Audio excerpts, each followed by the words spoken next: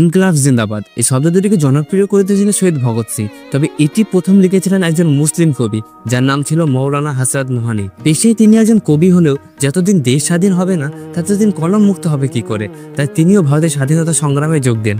1921 সালে কংগ্রেসে তিনি প্রথম ভারতীয় হিসেবে পূর্ণ স্বরাজের ডিমান্ড রাখেন এবং নারা দেন ইনকলাব জিন্দাবাদের। পরবর্তীকালে ভারতের স্বাধীনতা সংগ্রামীরা এই দুটি শব্দকে অমর করে তোলে।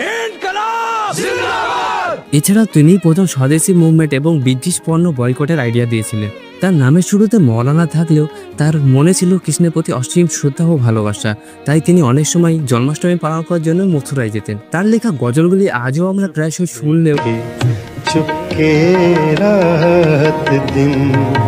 যে ব্যক্তি ভারতের স্বাধীনতা সংগ্রামকে দুটি শব্দের মাধ্যমে উজ্জীবিত করেছিলেন, সেই ব্যক্তিকে আজ আফসোস আমরা কেউ মনে রাখিনি।